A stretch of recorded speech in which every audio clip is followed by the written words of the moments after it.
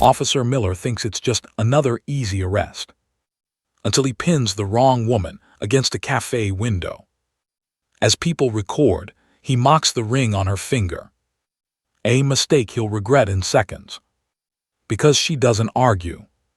She doesn't panic. She just turns it. And without a single word, his life starts shutting down. Some build power with money.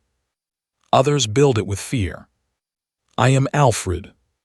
I tell stories of the shadows, the streets, the silence, and the wars, where influence is stronger than weapons. Subscribe and walk with me. The air in the daily grind usually smells like roasted beans and quiet ambition. That changed when Officer Garrett Miller walked in. He didn't want coffee. He wanted to feel tall. He targeted the woman in the corner, Seraphina Vance. She was reading, her posture perfect, her presence quiet. Miller accidentally clipped her table, sending a full latte into her lap. The cafe went cold. Miller didn't apologize, he laughed. He told her she was obstructing a police investigation by sitting there looking suspicious. He reached for her wrist, forcing her to stand. The witnesses pulled out their phones, but Seraphina didn't look at the cameras. She looked directly into Miller's eyes. Her expression wasn't fear. It wasn't even anger. It was the look of a judge about to pass a sentence. She didn't say a word as he clicked the cuffs onto her wrists. She just looked at her signet ring, gave it a small, deliberate turn, and walked toward the door. The loudest man in the room is usually the one with the most to lose. Officer Garrett Miller didn't know that yet. He just knew he was bored, he was hungry, and the woman sitting at the corner table of the daily grind looked like she had never been told no in her entire life. He didn't walk toward her, he loomed. Seraphina Vance didn't even look up from her book, not when his shadow hit the page, not when his heavy leather belt creaked as he shifted his weight. And that's when he did it. A clumsy, deliberate tilt of his elbow, a sharp shove against the edge of her mahogany table. The white ceramic cup didn't just tip, it flew. Steaming dark liquid exploded across the front of Seraphina's cream-colored silk blouse. It was hot. It was messy. And in the sudden, suffocating silence of the cafe, it was an act of war. Miller didn't apologize. He didn't even reach for a napkin. He just smirked. "Watch your step, lady," he said, his voice cutting through the jazz music like a serrated blade. "You're obstructing a public walkway. That's a safety hazard." Seraphina still didn't scream. She didn't gasp. She just sat there, the hot coffee soaking into her skin, and looked at the stain on her chest. Then she looked at him. It wasn't a look of fear. It was the way a scientist looks at a specimen under a microscope. "Is there a problem?" Miller barked, his face reddening. He didn't like the silence. He hated that she wasn't shaking. "You're being non-compliant," he snapped. "Stand up, hands where I can see them." The barista behind the counter froze. A man at the next table lowered his phone, half recording, half terrified. Miller reached out. He grabbed her arm hard and yanked her upward. The chair scraped against the floor with a screech that made everyone flinch. But Seraphina, she just went with the motion, fluid, controlled. He slammed her against the brick wall near the window, the metal of the handcuffs glinting under the warm Edison bulbs. Click, click. "You're under arrest for disorderly conduct," he sneered into her ear. "Maybe a night in a cell will teach you some manners." He started to lead her toward the door, pushing her past the staring crowd. He felt powerful. He felt like the king of the block. But as they reached the exit, something felt off. Seraphina stopped. She didn't fight the cuffs. She just leaned in, her voice a low, melodic thread that only he could hear. "Officer Miller," she whispered. He stopped, a smug grin forming. "Yeah, what?" She didn't look at his gun. She didn't look at his badge. She looked straight into his soul. "Before you walk me out that door, you really should have checked the name on the deed to this building." And for the first time that morning, Miller's hand began to tremble. Some messages, they don't need a phone to be heard. Inside the precinct, the air felt heavy, like the seconds before a storm breaks. Officer Miller was still riding that high, that ugly surge of adrenaline. He had Seraphina by the arm, marching her toward the booking desk. He was laughing, swelling his chest out, showing everyone in the room that he was the one in charge. But miles away, in a room that stayed at a constant 68 degrees, a single light turned from blue to a deep, pulsing amber. Julian Thorne didn't reach for a phone. He didn't shout. He didn't even stop moving his hand. He was sitting in a high-backed leather chair, his eyes fixed on a chessboard made of obsidian and bone. His fingers trailed over a knight, elegant, cold. And that's when the server hummed. A tiny, encrypted ping, a signal from a signet ring that hadn't been activated in 3 years. Julian felt it in the subtle vibration of the watch on his wrist. He didn't panic. Julian never panics. He just adjusted. He moved the knight. Check. Initiate, Julian said. His voice was barely a whisper directed at the empty air. But the air responded. On a wall of monitors, the Zero protocol began to run. No sirens, no flashing lights, just lines of white code eating through the city's municipal grid, finding a name, finding a face. Badge number 8821, Garrett Miller. Julian watched as the system began the vetting and liquidation.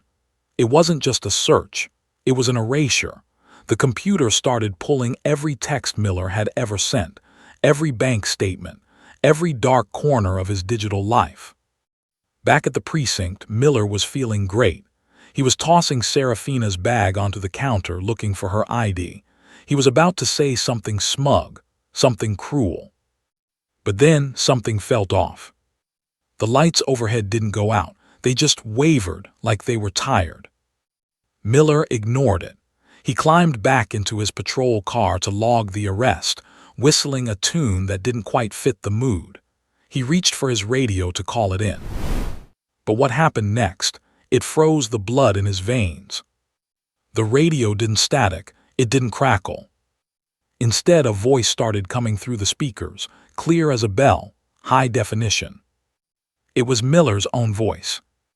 But he wasn't talking about the arrest. He was talking about the protection, money he'd taken from the docks last Tuesday. He was laughing about how he'd framed a local kid for a hit and run. His own private conversations, playing on the precinct frequency.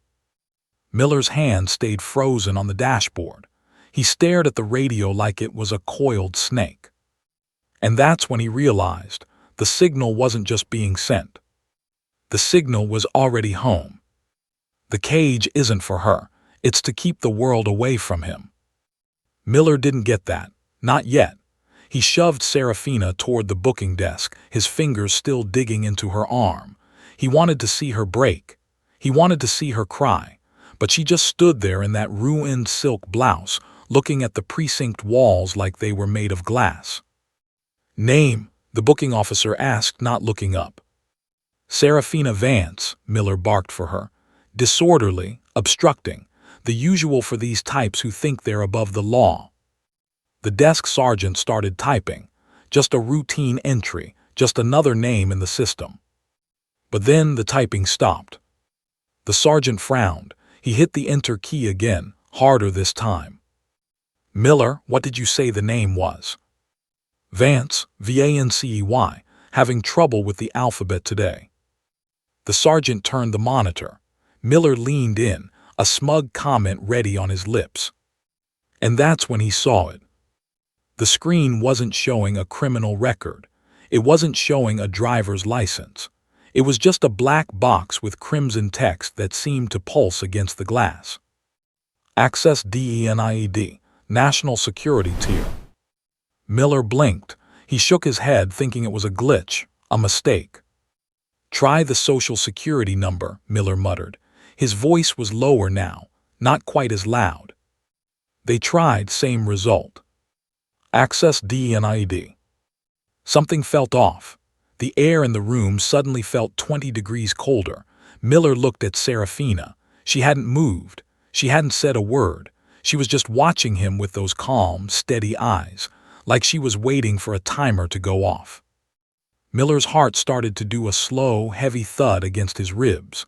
A chill, just a tiny one, started at the base of his neck. "What is this?" Miller hissed, grabbing the mouse himself. "Who are you?" Seraphina didn't answer. She didn't have to. What happened next, nobody was prepared for it. Every single screen in the precinct, the booking desks, the lieutenant's office, even the small television in the break room, they all went black.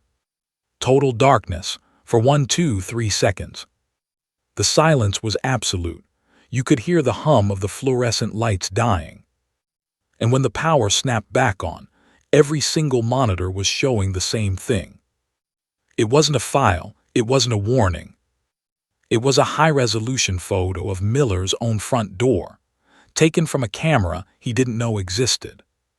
Miller stepped back, his hand dropping from his holster. For the first time in his career, he realized he wasn't the hunter. He was the one in the cage. A man is really only as brave as his bank account. Miller sat in the back of the precinct, staring at that photo of his own front door. His hands were sweating. He reached into his pocket, fumbling for his phone.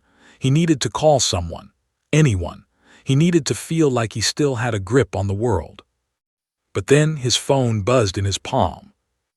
It wasn't a call, it was a notification.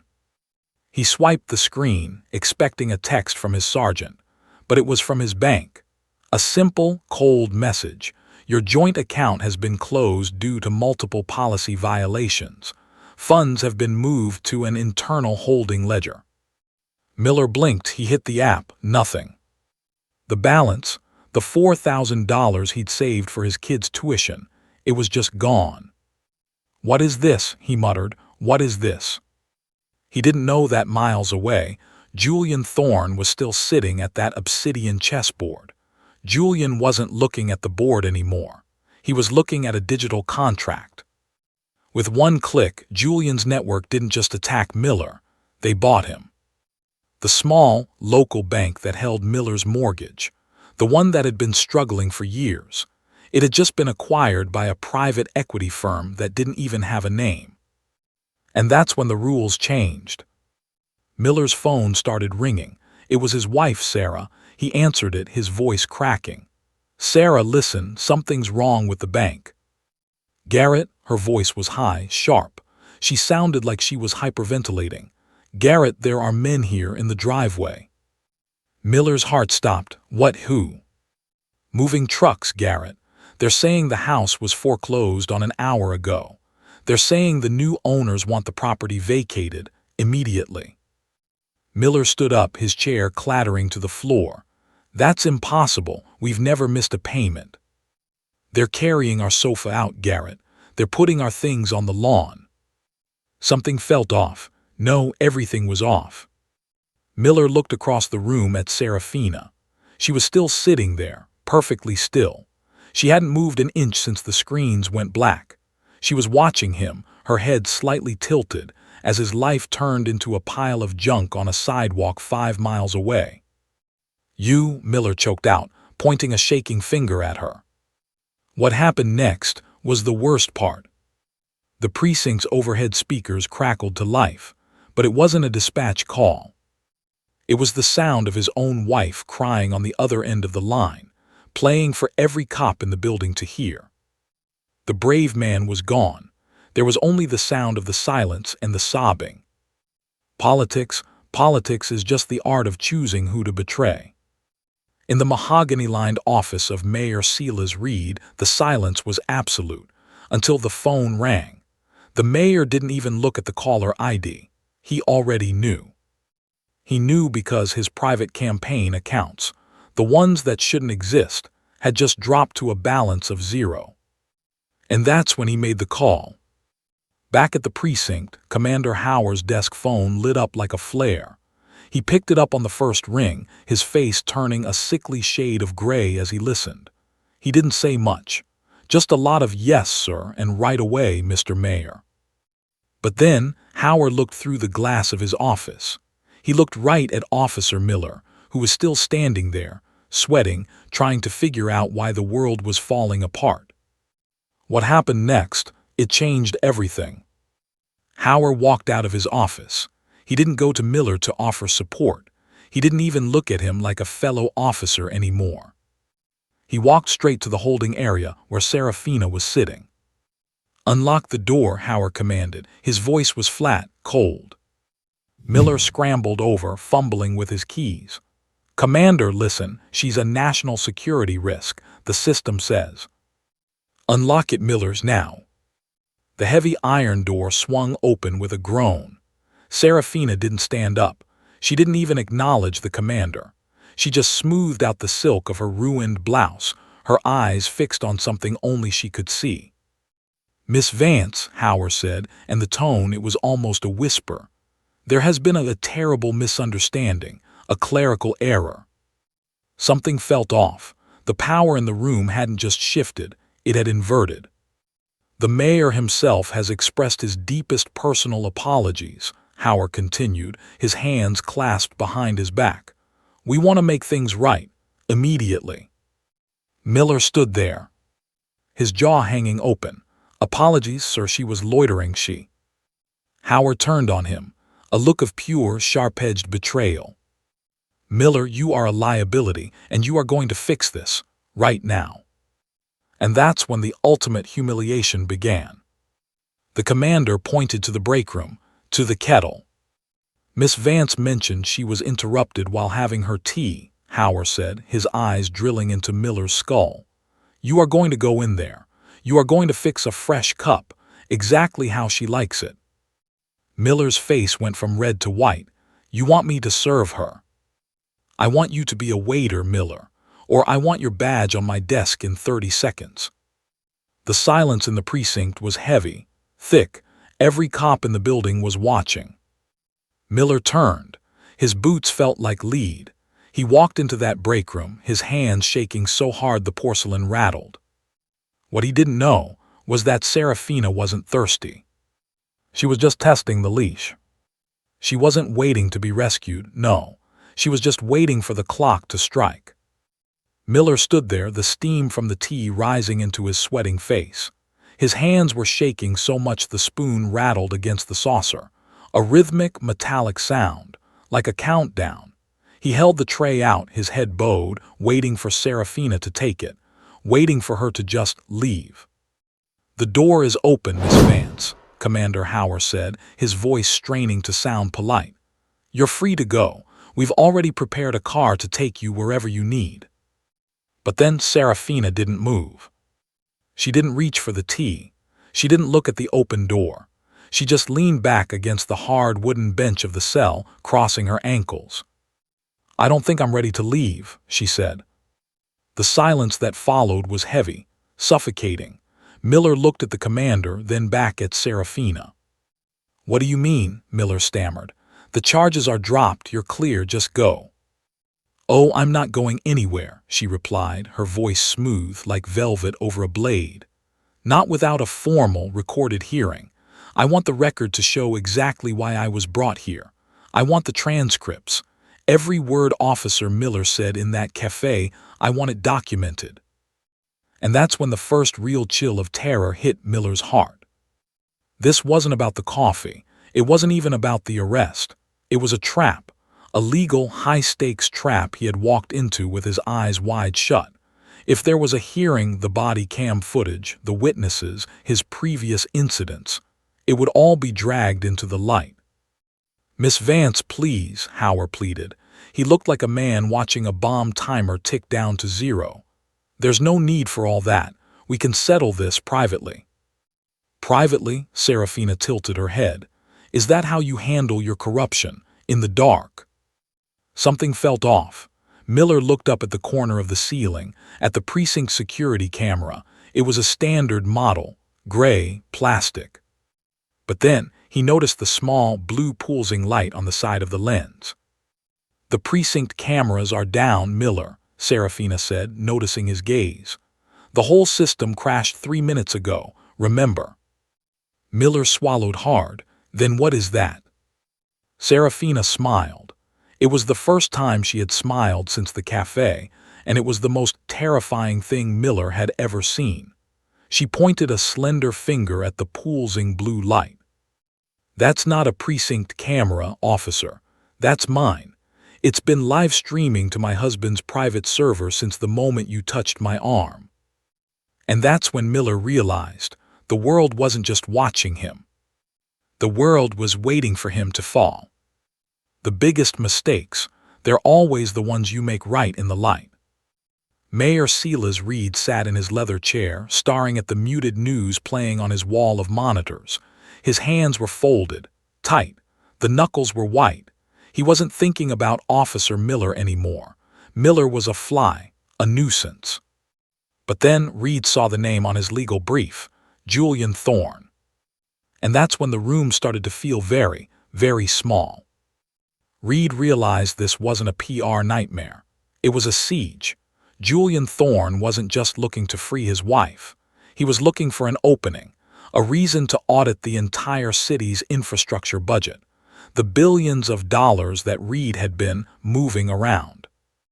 If Thorne's legal team got into the precinct records, they'd find the gaps. They'd find the ghost accounts. They'd find everything. Something felt off, a heavy, sickening realization. "If that woman stays in that cell one more hour," Reed whispered to the empty room, "she'll own this entire city by morning." The stakes had just shifted. It wasn't about a cup of coffee. It was about the mayor's survival. If Miller wasn't destroyed, completely, utterly destroyed, the audit would go through. Reed had to prove the city was cleaning its own house. He had to throw Miller to the wolves to keep the wolves away from his own door. What happened next? It was a clinical execution. Reed picked up his burner phone. One call, no names. "Give them the Miller files," he commanded.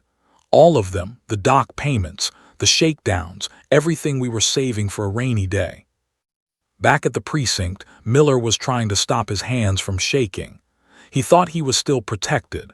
He thought the Union, the blue wall, would save him. But then he looked at the television in the lobby. Breaking news.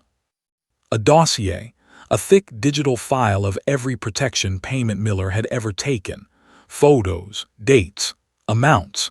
It wasn't on a private server anymore. It was scrolling across the bottom of the screen on the 6 o'clock news. Miller's own face was staring back at him under a headline that read, "The Face of Precinct Corruption." He turned to look at his fellow officers, the men he'd grabbed beers with for 10 years. They weren't looking at him. They were stepping back, creating a circle of empty space around him. The wall hadn't just cracked. The wall was gone. And Miller realized he wasn't just being arrested, he was being erased. You don't really need to kill a man, not to make him disappear. Miller stood in the center of the precinct lobby, and for the first time in 15 years he felt invisible. Not the good kind. The kind where the world just moves around you, like you're already a ghost. He reached for his locker key. It didn't fit. But then his personal email chimed, a sound that used to be normal. Now it sounded like a gavel hitting a desk. He opened the message. It was from the City Pension Board, a single paragraph, cold, surgical. Due to the moral turpitude clauses in his contract, triggered by the evidence that was now playing on every news cycle in the country, his pension was gone, voided, effective 10 minutes ago. All those years of overtime, the double shifts, the protection he thought was his retirement plan, just evaporated.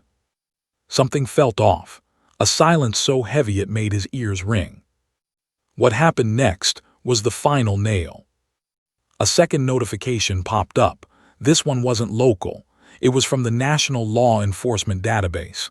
His certification, revoked, permanently, not just in this city, not just in this state. In all 50. He wasn't just out of a job. He was barred from the only life he knew. He was a civilian with a target on his back and a bank account that read zero. "I need to call my lawyer," Miller whispered. His voice sounded thin, like paper. He fumbled with his phone, his thumb sliding over the glass. He hit the contact for his attorney, the man who had fixed every mess Miller had ever made. He waited for the ring, 1-2. But then there was no ring. No dial tone. Just a recorded, robotic voice that seemed to mock him in the quiet of the station. The line you are trying to reach has been disconnected. This device is no longer authorized for service. Miller looked up at Seraphina. She was standing now. She had finally stood up. She was looking at him with a pity so deep it was more painful than a punch to the jaw. And that's when he realized. The Thorne Network didn't just take his money. They didn't just take his badge. They took his voice. He opened his mouth to speak, to beg, to say anything. But nothing came out. And for Garrett Miller, the world went quiet. When the ghost broker speaks, the city listens. The double doors of the precinct didn't just open, they seemed to give way. It was a heavy, rhythmic sound, the kind of sound made by expensive shoes on cheap linoleum. Everything stopped. The phones kept ringing, but nobody answered them. The sergeant behind the desk stood up, his posture straightening like he was being pulled by a wire. And that's when Julian Thorne walked into the light.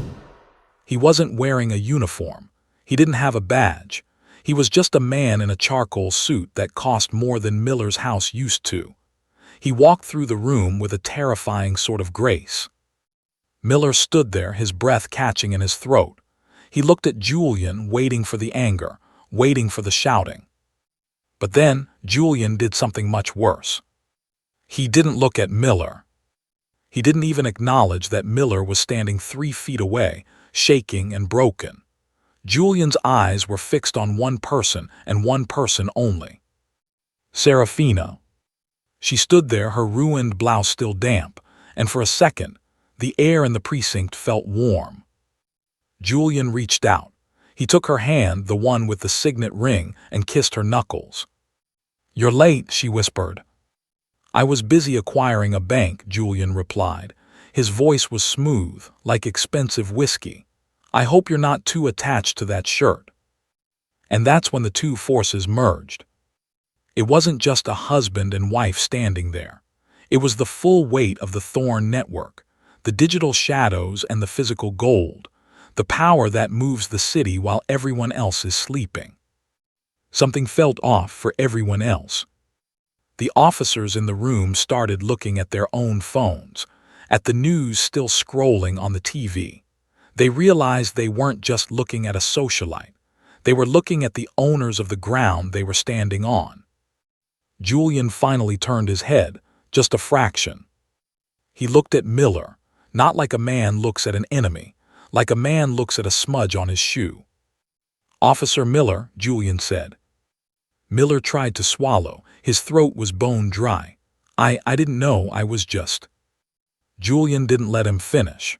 He reached into his inner pocket and pulled out a single sheet of heavy, cream-colored paper.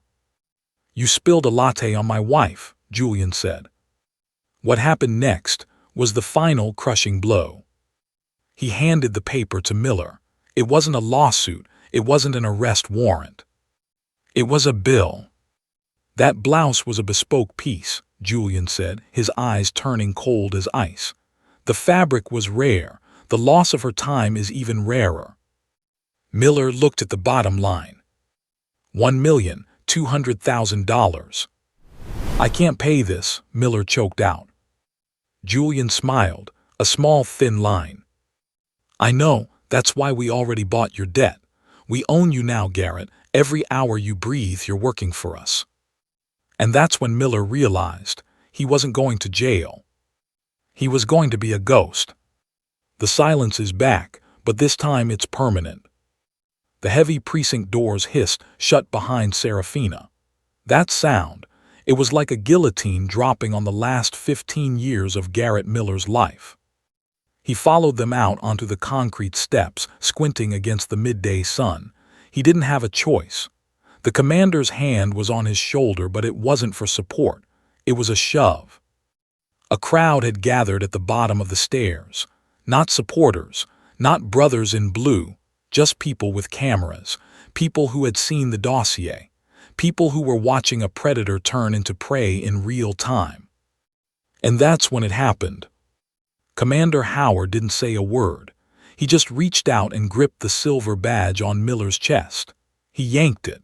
The fabric of the uniform tore, a sharp, pathetic sound that seemed to echo off the surrounding buildings. Howard tossed the piece of tin onto the concrete. It didn't bounce. It just hit the ground with a dull thud. Miller looked down at his own feet. He wasn't a commander. He wasn't a hero. He was a civilian with no bank account, no home to go back to, and a name that was currently the most hated word in the city. He reached into his pocket looking for his keys, for his phone, for anything that still belonged to him. But then he remembered. The Thorne Network owned the debt. They owned the phone. They owned the air he was breathing. Something felt off about the way the wind hit him. It felt cold, like the world had already started to forget he existed. He looked up, desperate to catch Seraphina's eye one last time, just to beg, just to ask for a shred of mercy. But Seraphina wasn't looking back. She was standing by the door of a black sedan, her husband holding the door open with the kind of devotion Miller had never shown anyone. What she did next, it was the quietest destruction of all. She reached into a small shopping bag she had been carrying. She pulled out a garment, a brand new, crisp, white silk blouse, identical to the one Miller had ruined in the cafe. She didn't put it on, she didn't keep it. She walked over to the rusted metal trash can at the edge of the precinct steps. She held the silk over the opening for a second, letting the wind catch it. And then she let go. The expensive fabric vanished into the trash, a casual, effortless discard. Seraphina got into the car without looking back. The door closed with a soft, heavy thump. As the car pulled away, Miller stood there on the steps, his hands empty, staring at a trash can. The mistake was over, but the consequences, they were only just beginning. And that's where the silence finally settles over the life of Garrett Miller. From a man who thought a badge gave him the right to ruin a woman's morning to a civilian standing on a street corner with absolutely nothing left. It wasn't a bullet that ended him. It wasn't a fight. It was the slow, cold machinery of a system he thought he controlled, proving that when you strike at a thorn, the world doesn't strike back. It simply forgets you ever existed.